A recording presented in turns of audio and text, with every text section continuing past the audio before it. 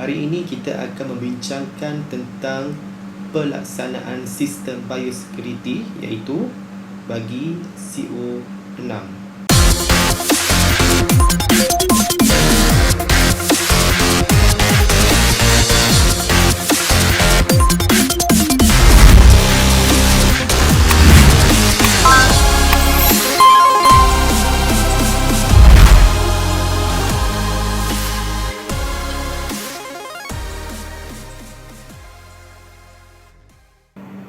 Assalamualaikum warahmatullahi wabarakatuh. Alhamdulillah kita bertemu lagi pada sesi online di atas talian untuk membincangkan tentang pelaksanaan sistem biosecurity iaitu CO6 ya. Jadi hari ini kita membincangkan tentang kompetensi 1 iaitu penyediaan nyakuman personel ke ladang ternakan. Apa yang dimaksudkan dengan biosecurity ya? Biosecurity ini adalah bermaksud satu langkah yang akan menghadkan penyebaran penyakit yang disebabkan oleh organisma dari satu lokasi ke lokasi yang lain. Berkenaan dengan perkataan biosecurity ini adalah benda-benda yang kecil halus yang kita tidak nampak dari mata kasar kita, dan kita menggunakan mikroskop ataupun bantuan daripada peralatan lain untuk melihat dengan jelas ejen-ejen penyakit yang dibawa oleh lokasi lain ke lokasi reban kita lah. Kita tengok kepada konsep pencegahan penyakit boleh tengok ke skrin ini, di mana ternakan ayam kita itu yang berwarna putih yang sekeliling itu adalah biosecurity. Yang kita nak bincangkan pada hari ini adalah yang biru ini tapi melibatkan ketiga warna iaitu ejen penyakit yang warna merah, ejen-ejen yang daripada luar yang boleh masuk ke dalam ternakan kita. Tetapi sebelum ejen penyakit ini tiba, kita perlulah bersiap sedia dengan vaksinasi yang warna kuning tu. Dan sekiranya ejen penyakit itu telah sampai ke ternakan, kita perlu merawatnya dengan kaedah antibiotik dan sebagainya lah, dan ubat-ubatan lah yang warna biru tu kan. Kita pergi kepada tujuan biosecurity tujuannya adalah untuk menghalang atau mengurangkan kemasukan ejen-ejen penyakit. Nak halang dan mengurangkan. Walaupun ada sikit peratusan untuk masuk ke dalam ternakan kita, sekurang-kurangnya kita alert ataupun kita sedari yang penyakit ini boleh sampai ke ternakan kita. Yang kedua adalah untuk mengurangkan kerugian akibat kematian ternakan dan jangkitan penyakit, di mana sekiranya berlakunya penyakit yang kata dari yang dibawa oleh virus ataupun oleh bakteria bila dia jangkit demi berjangkit ternakan kita ni, kemungkinan boleh membawa kepada kerugian yang agak besar lah sekiranya ternakan kita itu adalah besar. Kalau kecil kita tak ada masalah, memerlukan modal yang kecil. Sekiranya ternakan kita yang besar ini memerlukan modal yang besar, dan risiko untuk berlaku kerugian pun adalah besar. Pelawat atau kaki tangan atau pekerja personel merupakan salah satu faktor ejen pembawa penyakit ke dalam ladang. Pelawat, kaki tangan iaitu pekerja lah. Diorang ni boleh membawa ejen penyakit ke dalam ternakan kita. Itu yang kita nak belajar hari ini. Kemasukan kaki tangan dan pelawat ke dalam bangunan atau premis atau reban boleh menyebabkan kemasukan penyakit yang dibawa pada luar. Contohnya macam COVID lah macam COVID yang kita tengok sekarang ini, orang luar ataupun pelawat yang ada simptom COVID ataupun dia sendiri pun positif, bila masuk ke dalam sesuatu tempat kerja dan boleh berjangkit kepada orang-orang yang di dalam sosio yang orang kata sosio yang ramai orang kan. Daripada seorang dia boleh bawa kepada banyak penyakit kan. Boleh orang kata boleh berjangkit lah kan. Contohnya macam tu lah. Okey. Program biosecurity diperlukan untuk memastikan pelawat, kaki tangan atau pekerja dinyah kuman dikontaminasi sebelum dibenarkan memasuki kawasan ladang. Ini biosecurity ni kita lebih kepada pencegahan. Pencegahan maksudnya sebelum berlakunya penyakit kita kena cegah dulu kan. Itulah konsep biosecurity lah. Jadi memerlukan dinyah kumankan lah. Nanti kita ada pelbagai cara lah kan. Okey. Kaki tangan dan pelawat perlu dinyah kuman sebelum memasuki kawasan pengeluaran, reban dan mana-mana kawasan yang berisiko tinggi. Okey, kalau di industri memang pelbagai biosecurity yang dititik beratkan lah kan, dari segi pakaian, dari segi tubuh badan, kulit dan sebagainya. Okey, ejen-ejen ni adalah bakteria, virus, fungus boleh melekat pada pakaian, kasut dan tubuh badan, kaki tangan dan pelawat. Bakteria daripada yang dibawa, contohnya daripada pasar malam contohlah kan. Ada pasar malam yang melibatkan contohnya lagi tandas contohnya.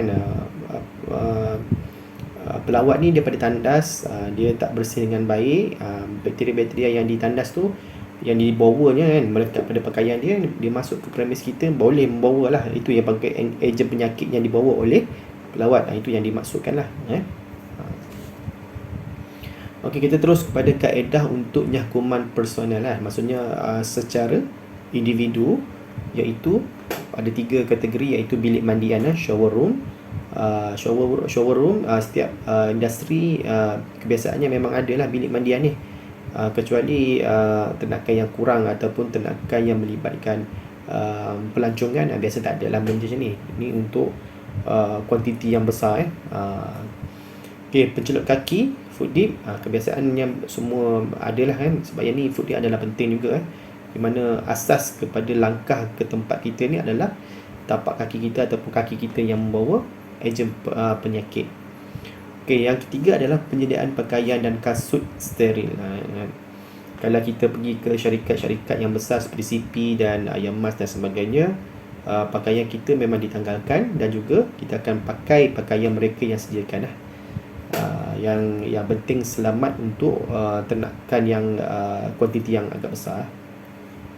Okey, lokasi sanitasi yang sanitasi personal ladang. Boleh tengok gambar rajah tersebut, di mana bilik semburan dia sebelum masuk ke reban kena ada bilik semburan itu di kawasan ladang di awal permulaan perjalanan ke dalam reban.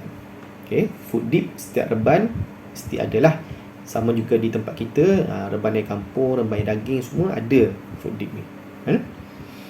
Okey, kita bincangkan pada bilik mandian. Bilik mandian terdiri daripada 3 ruang lah. Maksudnya ruang pertama ni loker penyimpanan pakaian. Pakaian kita disimpan ke tempat loker yang disediakan. Lepas tu masuk je ruang semburan berubat. Maksudnya ada semburan lah yang kita nyah kuman pada badan kita lah. Yang ketiga ruang iaitu loker pakaian khas ladang lah. Maksudnya loker itu telah disediakan pakaian-pakaian yang ataupun syarikat yang sediakan untuk kita lah, untuk pekerja. Okey, cuba tengok anak panah tersebut. Personal perlu menanggalkan pakaian sendiri macam saya cakap tadi. Okey, personal perlu melalui ruang semburan berubat. Okey, yang ketiga adalah pakai pakaian khas yang disediakan lah. Okey, seterusnya kita pergi pada penggunaan bilik mandian. Kasut diletakkan di tempat yang telah disediakan. Barang yang perlu dibawa masuk ke dalam peti cahaya UV untuk dibasmi kuman. Okey, maksudnya pakaian-pakaian yang kita nak pakai di dalam reban tersebut tu memang dinyah kuman juga sekali lah. Ada satu ruang lah. Okey, yang seterusnya adalah masuk ke bilik yang telah ditentukan dan tanggalkan pakaian anda dan diletakkan di ruang A. masuk ke ruang B dan air semburan akan berfungsi secara automatik lalui lorong bilik untuk sampai ke penghujungnya lah. Mandi dengan air bersih, kemudian masuk ke ruang C. Okey, lapkan badan dan pakai uniform yang disediakan, dan pakai boot yang disediakan di ruang D dan keluar untuk ke ladang. Okey, macam saya explain tadilah. Terusnya kita pergi pada pencelup kaki, foot dip dalam bahasa Inggerisnya. Kemudahan pencelup kaki adalah penting bagi pengawalan biosecurity. Setiap pintu masuk ke dalam bangunan, premis atau reban perlu disediakan kemudahan pencelup kaki. Macam kita tengok di KV kita pun ada, kita sediakan 2 pencelup kaki untuk setiap reban. Okey, pencelup kaki boleh disediakan secara kekal maupun mudah alih. Yang kekal yang kita ni banyaknya kekal lah. Yang mudah alih ni kita menggunakan basin untuk memudah alih lah, ataupun kalau tempat tu tak ada yang kekal, kita boleh gunakan yang tu lah sebagai untuk sementara, dan perpanjangan boleh, tak ada masalah. Pekerja dan pelawat perlu mencelup kaki ke dalam larutan pembasmi kuman tanpa gagal. Wajib, tanpa gagal, wajib lah. Tujuan pencelup kaki untuk mengurangkan penyebaran penyakit berjangkit kepada haiwan ternakan. Okey, macam kita explain tadilah, untuk mengurangkan kematian ternakan dan kerugian. Dan yang ketiga adalah untuk mengurangkan pencemaran silang, cross contamination, jika terdapat lebih daripada satu jenis ternakan di dalam reban. Okey, pencelup kaki hendaklah memenuhi kriteria meliputi kaki lebih daripada paras buku lali ke atas. Itu kuantiti air lah. Maksudnya buku lali tu perlu tenggelam lah, kan? Maksudnya tidaklah perlu sampai ke lutut ke apa, dia atas sikit daripada buku lali. Situ yang penting. Luas sehingga memuatkan kedua-dua belah kaki. Maksudnya ruang dia agak kata tak besar sangat lah. Maksudnya sesuai dengan kaki seseorang. Bukannya ramai-ramai lah, tapi kebanyakannya di industri pun macam saya pergi ke Nuralis di Bangi tu, dia buat food dip yang agak besar lah. Maksudnya sebelum kita masuk ke reban dia, kita kena melalui food dip yang besar tadi lah. Maksudnya kita berjalan dalam beberapa langkah untuk ke tempat reban mereka lah. Itu bergantung kepada tempat ternakan lah. Okey, kedudukan pencelup kaki perlu memastikan setiap pekerja atau pelawat yang masuk dalam bangunan reban akan mencelup kaki. Ini wajib, setiap pelawat, setiap kaki tangan wajib celup. Okey, ini contoh-contoh adalah pencelup kaki. Ini gambar-gambar yang ada di biasa di CP lah. Wajib, ni permanent, ada yang mudah alih. Itu bergantunglah tapak kita permanent lah. Penggunaan kemudahan pencelup kaki akan berkesan jika setiap pintu masuk dan keluar reban disediakan kemudahan inilah. Pekerja dan pelawat perlu mencelup kaki ke dalam larutan pembasmi kuman tanpa gagal, dan kemudahan pencelup kaki juga perlu dibersihkan dan diselenggara mengikut kepada kekerapan keluar masuk pekerja pelawat ke dalam bangunan dan ataupun reban. Maksudnya di sini bergantung kepada bilangan pekerja dan pelawat lah. Bila terlalu banyak yang celup kaki tu, biasa air yang nyakuman ini akan berwarna hitam ataupun kotor lah, kan? Jadi kita perlu tukarlah sekiranya perlu. Okey, yang ketiga kita pergi kepada pakaian uniform ladang. Setiap individu yang memasuki ladang mandi ubat dan memakai pakaian atau uniform yang disediakan oleh pihak syarikat. Okey, banyak pakaian yang kita ni yang full ataupun yang biasa saya tengok di CP, di syarikat-syarikat yang berkenaan dengan telur, dia pakai baju lebih kurang simple je lah, tapi uniform dia orang kata dijagalah ataupun dibersihkan selepas digunakan oleh pihak syarikat lah. Kita hanya memakai yang telah disediakan. Okey, pakaian kerja dicuci setiap hari selepas habis kerja. Itu tanggungjawab bagi syarikat ataupun tuan ternakan tersebut lah. Okey, Langkah pembersihan uniform ladang ni, sediakan tong berisi air, bancuh bahan nyakuman ke dalam tong air dengan kadar 1:1000. Masukkan pakaian dan uniform yang telah digunakan. Kaedah dia pun sama ya. Bila kita guna, dia menggunakan nyakuman lah sebagai untuk matikan kuman yang ada di pada baju lah, sekiranya ada kan. Biasanya ada lah kan. Bila kita dah main ternakan tu, ejen mesti ada, ejen penyakit tu mesti ada. Ini yang kita cakap, kita nak mengurangkan kadar penyakit yang ada di ternakan kita. Okey, seterusnya cuci bersih semua peralatan menggunakan ubat pembunuh kuman. Bahan-bahan lain lah, macam yang kita menggunakan bahan seperti penyukat dan sebagainya lah. Okey, itu pakaian-pakaian dia. Okey, terusnya kita pergi kepada bahan nyakuman, disinfektan.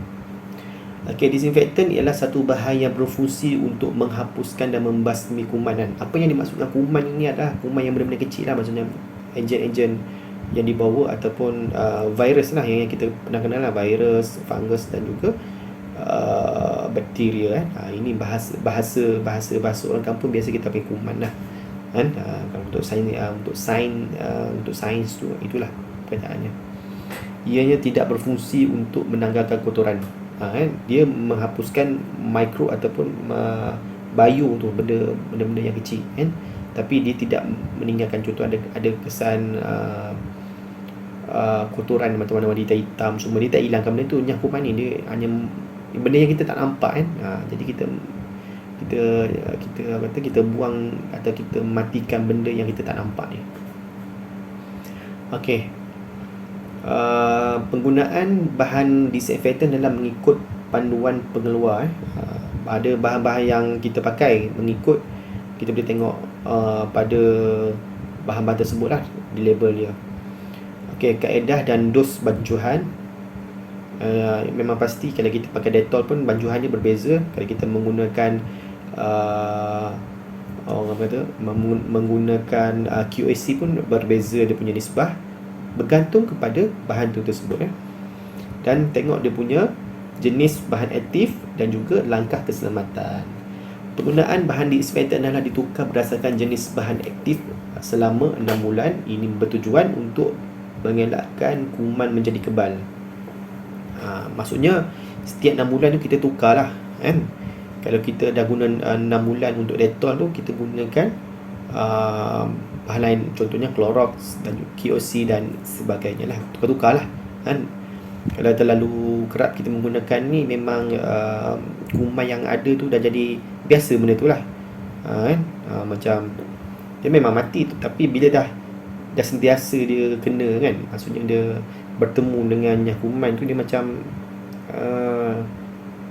biasalah, macam biasa kan. Contohnya kalau kita makan antibiotik kan, kalau kita demam sikit kita makan antibiotik, bila kedemam sikit kita, itu yang salah sebenarnya. Bila kita makan antibiotik tu, kita kalau kerap lah, kalau sekali tu memang ada kuman yang panggil kuman jahat ni, orang panggil patogen lah, dalam badan kita akan mati. Tapi kalau kita kerap makan, jadi kuman yang ada, yang wujud pula tu, dia dah bagi kebal lah. Macam tu lah kan. Seelok-eloknya kita jaga kerap makan lah kan. Itu untuk badan kita. Kalau untuk ternakan kita, disyaratkan 6 bulan kita kena tukar lah bahan yang kuman yang lain lah kan. Fungsi adalah sama, cuma bahan yang kita gunakan. Okey, cara-cara bancuhan bahan-bahan disinfektan mengikut nisbah yang ditetapkan pada luar botol ataupun bekas. Okey, biasanya jenis-jenis bahan aktif yang sering digunakan oleh industri biasa dia akan menggunakan quaternary ammonium compound lah, biasa orang panggil, yang secara ringkasnya adalah QAC. Yang kedua, kita menggunakan glutaraldehyde. Yang ketiga, kita guna phenols kan. Macam Dettol ni, bila terdesak kita boleh pakai lah, bukan kata tak boleh kan.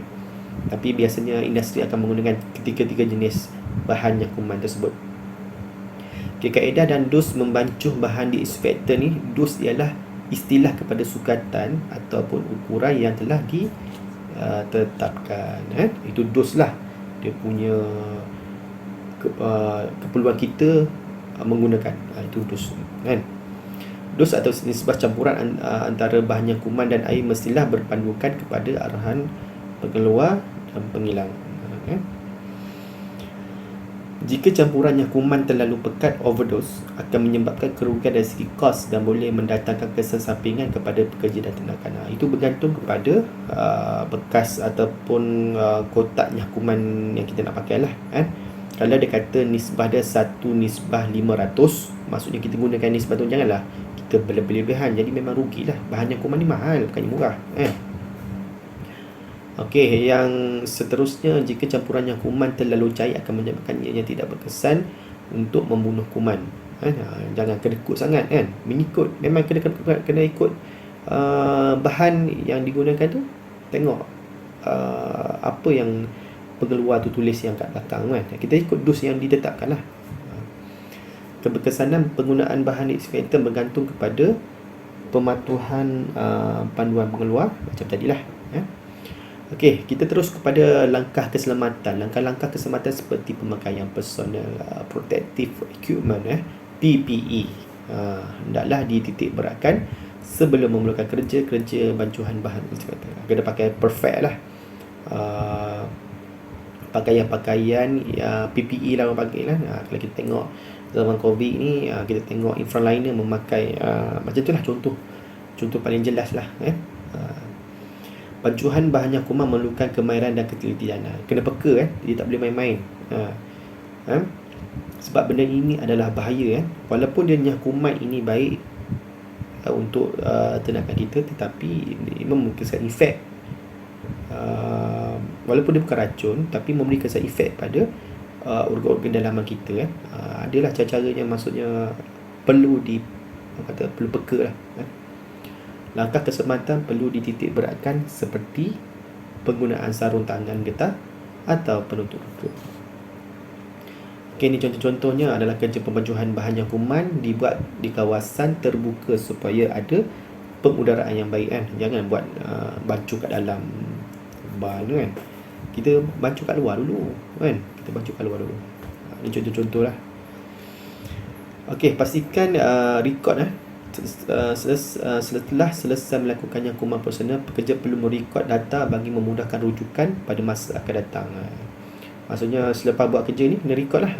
Ini dah borang dia kan. Untuk pekerja lain, untuk pekerja-pekerja lain, kita orang kata tahulah yang minggu lepas telah dinyakuman, macam tu contoh lah yang paling dekat. Ini rekod personal masuk dan keluar ladang tindakan porteri lah. Maksudnya nama-nama personal ni nama-nama yang datang pelawat, pekerja dan sebagainya lah. Kena tanda lah, dan perlu catatan sekiranya berlaku apa-apa kan.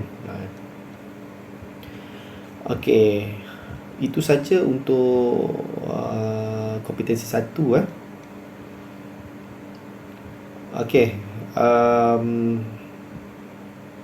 jadi sekiranya anda mempunyai persoalan tentang kompetensi 1, bolehlah komen dan boleh menghubungi saya untuk faham lebih lanjut. Sebelum kita masuk ke kompetensi 2, pastikan kompetensi 1 ini perlu anda fahami dengan baik. Jadi kita jumpa pada sesi yang akan datang, iaitu kompetensi 2 untuk CO6.